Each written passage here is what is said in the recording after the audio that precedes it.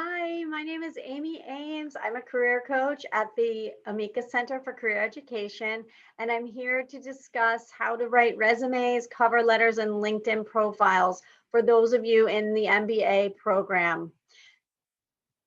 So, one of the things I want to focus on for this quick workshop is I want you to think in the back of your mind, how does your MBA differentiate you? What's different that you're learning in this program that you didn't in undergrad, and all of these skills you're developing? What are some of the new ones you're developing that undergrads haven't had a chance to do? This is a deeper dive into your education, so remember that. We're going to start with resumes. Some of the basic principles for resumes is that we want some really clean formatting that's easy to navigate. A recruiter looks at your resume from 3 to 5 seconds. That is barely a blink. So make sure your resume is skimmable. The language that recruiters speak in is skills. They write job descriptions and post them on LinkedIn, Indeed, wherever. And that language is in requirements, qualifications. You'll notice it's very skill based language. So make your resume skill based. That way it's translatable. Reverse chronological order is also a good rule of thumb that goes for in every section. So start with your most recent education and go back to your undergrad. Then start with your most recent work experience and go back in the years. You can highlight quantifiable data and results. This is very good to show. If you're in sales, for example, you can say, sales manager in charge of major accounts. And the second bullet can say efforts resulted in meeting my monthly sales goals and exceeding them by 20%. Something like that would be great. It should always be 1 to 2 pages. 1 page is highly recommended for those of you who haven't had any work experience or only internship experiences. And if you have had a few years out or more in the work world, then for sure you can go on to 2 pages. I want you to think about it as if you're a recruiter and it's 5 o'clock on a Friday and you just have to look at one more resume. Where would you want the information? How quickly would you want to be able to access it? And think that that is how much time you're going to get. And that will really help you edit and bottom line some of the information you want to put on there. Here's an example of some things not to do. Although Olivia's resume here is very pretty and it's very stylish, I can tell she's got some creative flair. The hard part here is that it may not get read by artificial intelligence, an automatic tracking system, which predominantly is what's first reading your resume these days. So, for example, we have heard from many professionals in the field that any names in the header area or in an actual header are not read. We've heard that any text in boxes or columns are not read. So therefore this whole left side might not be read. Her dates are also in the center of the page. We've also heard that it's smart to put your dates on the right side of the page.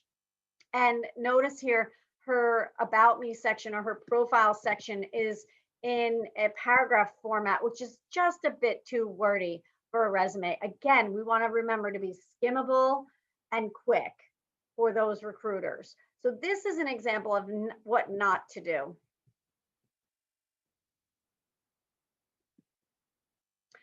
Now, Amara's resume here is in much better format. She has clear headings. She has education, skills, experience, and community leadership as her main headings, which allows my eye to quickly skim. I can see exactly when she's graduating. I can see when she graduated undergrad. I can look to the right and see all of the chronological order of her work experiences. And then the next place my eye is going to go is right to the first word of all of her bullets. And I'm going to see developed advanced analytics. Okay, work cross-functionally, great. Use SAP and Tableau. Okay, good. She's technical. Okay, expedite problem solving through excellent communication. Great, solid communication skills. Again, Amara here is speaking in skill language. That's what I like about this resume. As far as this section goes, notice there's a lot of white here. That's probably the only place I would maybe do something else around the formatting. For example, I might add some more soft skills here. Go into that in a little in the next slide here. We'll go dive into the education section. So you want to put it in reverse chronological order, write the full program, Master of Business Administration. Some people just write Bryant University, MBA, right? Just spell it out. For the undergrad, you want to write Bachelor of Arts or Bachelor of Science in whatever school you got that in. And then you can say major, colon, this, minor, colon, that. That's fine.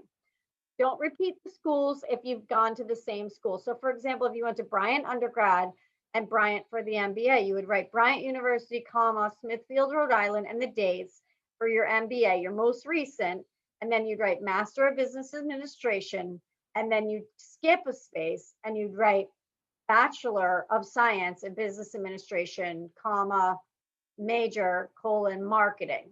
Okay, that's how that would be written. Include your GPA of 3.0 or higher. That's wonderful. And if you haven't yet graduated, that's okay. You can write your anticipated graduation date. I even say you don't even need the word anticipated. You could just say May 2021. Where you put the education section is a little tricky for MBAs, right? For example, if you're right out of undergrad into the MBA, then maybe put it at the top because that's what you're really doing full time. And that's what you've been doing full time. It's helpful to put it there for people in their early career. And if you're interested in highlighting that specific career program, you can put it at the bottom of the resume once you have some significant work experience. And by significant, I mean 1 or 2 years out, where you want to just really highlight first, okay, I'm in project management, or okay, I'm in global supply chain, and make it look like you are a professional in that field. You definitely want to still use the term MBA. And for example, you can put it right after your name if you want, right in the headline, like Liam does here. You can write Liam Hillary, comma, MBA. And that's if the MBA is on the bottom of the page too. So there's a common thing called objective statements and summaries. So I think objective statements are unnecessary. It's pretty obvious you're going to be looking for a job at this point. So you don't have to say seeking employment. That's redundant. But what I like is a profile summary. And this is where you can really, again, highlight a string of skills, but more importantly, some characteristics. Characteristics are like motivated, driven, creative, sales savviness. These are great characteristics to put in a profile summary. They're usually short, 2 to 4 sentences, and have a theme, and they make sense of your career arc. And you can do it written in the third person. This profile summary can also be usually utilized right onto LinkedIn in your About Me section. In LinkedIn, I'll get to that. I like those About Me sections in the first person though, but on a resume, it stays in the third person. So here's an example. Marketing manager with over 8 years of experience, proven success in running email marketing campaigns and implementing marketing strategies that have pulled in a 20% increase in qualified leads. See how he's showing the results? Proficient in content, social media, and inbound marketing strategies. Skilled, creative, and innovative. That's a great opening sample summary. The next is your skills section. Now this is optional. I have one. I've been in the workforce for a long time, but it's also good to show your soft skills, to show that you know Salesforce, to show that you know you're a relationship builder. That's like a great skill to put in a skills section. In addition to obviously SAS, Java, Python, Bloomberg, any of the softwares that you may have learned. We like to have you list them across, not necessarily down. And the jury's out here on whether you put it in a table or not. I have mine in a table. I don't know. I'm not really looking for a job, but I've not heard that. I just don't know where you should put that as far as like try to make it look balanced. Okay. Now differentiating yourself with the MBA. what's nice to think about when you're writing your resume at this point is that there's a clear vision around your career path, right? So does your major match what you're focusing a little deeper now in your MBA? And do your internships or any of your work experiences reflect that you're interested in that? So we can see that career arc beginning. Okay. Don't just throw a bunch of unsubstantial bullet points. For example, you may have worked as a camp counselor back sophomore year of college. I think it's time to get that off now, right? So we don't need to put those in. You may be very well worldly and have traveled a lot in high school. I don't know if that's necessarily important now in your MBA resume. Your MBA skill set, right? Reflect on some of the things you're learning as an MBA student. You're learning leadership, communication, strategic thinking. You're gaining cross-functional knowledge, and you're more technologically adaptable. These projects are deeper, they're more intense they're more practical also than what you've learned in undergrad. So leverage that. Adapting your resume to applicant tracking systems. Here's a slide that we're going to talk about, which gets to a little bit more to the point about AI that I I spoke about earlier. You're going to want to know the important keywords and skills. So even though people hate when I say this, you should tailor each resume for each job. Okay. It shouldn't be too hard once you get the hang of it. But for example, if you're calling it marketing analysis, but in their job description, they call it digital marketing analytics, go ahead and change the words a little. Add the digital, add the marketing, add the analytics, take out your analysis. Okay. It doesn't take that long, and it could be the thing that makes or breaks you because these AI systems are reading keywords. Again, keep the formatting very simple, no headers or footers. Keep it strategic. So try to make your the qualifications from the job description relatable to your resume, and submit your document as a docx file type unless it's otherwise specified to upload as a PDF. Here are some more tips and tricks. Bucketing. Experienced candidates can categorize bullet points within an entry. Okay. So for example, you can bucket all the things that have to do with inventory control, right? In one bullet sentence. Some students write, conduct inventory control. Then the next would be like input inventory into database.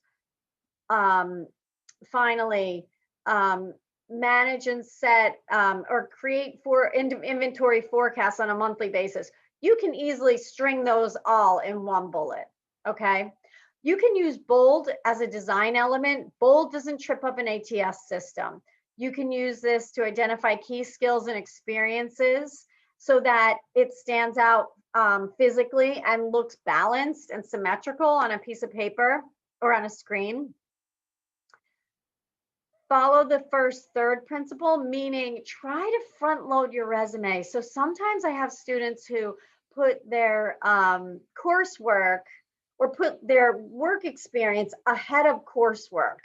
And sometimes their coursework has a lot more to do with their intended career than their job. Okay, so maybe they are an accountant right now, but they're switching to marketing through the MBA, right? And so their coursework in marketing is much more relevant for the jobs they're applying. And so in this case, I say, hey, move the relevant coursework section up and move the experience section down so that your eye goes to those first 3 spots. You can use word clouds to determine your keywords. So you can take a job description and put it in one of those word clouds on the internet, and it'll give you the themes, and then you can incorporate those theme words into your resume. We've heard that people cut and paste entire job descriptions into the resume or cover letter and then white them out in the background. This is a trick, okay? I feel a little skeevy, unethical about that, but some people say that recruiters know this happens and they can easily identify it right away. So it's, you'd rather not leave a bad impression on that very first view by doing this. I think it's much easier to just tailor those bullet points, like marketing data analysis, to digital marketing analytics, like I spoke about previously. I think it's much easier to do that. And then you don't have to feel like you're trying to pull one over. Okay, let's launch into LinkedIn right now. What we're going to do is you can put your MBA right in your headline, and discuss your MBA in the About Me section. You can highlight why the rigor of the MBA program, your academic interest, and the value it adds to your career. Like, for example, I pursued an MBA to gain more advanced experience in data analytics. And as a result, I'm ready to hit the ground running as a data analyst. You can add the MBA, obviously, to the education section and post about it. You can discuss your projects and progress in the program right there on LinkedIn. And of course, connect with people from your program. The people you go to school with throughout your life are people who are in your network, and you'll remember each other as you move along. And lastly, we're going to touch on cover letters. A cover letter is different from your resume because it gives you an opportunity to highlight your stories, right? You can dig a little deeper on the skills and experiences that you've had. This is a great place to also infuse your cover letter with characteristics. I usually encourage people to pick 3 skills that are in the job description and then put those 3 skills in a paragraph form within that middle paragraph of the cover letter. And that way, with short little descriptions about what you did. And that way, you're telling a story about what's already on your resume, and you're not just regurgitating what's on your resume. You could talk about the rigor of the MBA program. Juggling a full-time job with the MBA is a great example. You can talk about being a student athlete. If you were in college or undergrad, you can talk about time management and how the projects in the MBA program encourage you to work as consultants with outside organizations and small companies, and that has given you real-world experience. That's a great place to put stuff like that. So any questions, please know you can always contact us. My colleague Liam Hillary is here. His address is lhillary@bryant.edu. My name is Amy Ames, and my email address is aames1@bryant.edu, and that's AAMES1@bryant.edu. But we're here to help you. Good luck to everybody. Please come into the Amica Center, or what I mean is contact us and we will set up virtual appointments with you anytime. We're here to help. Take care.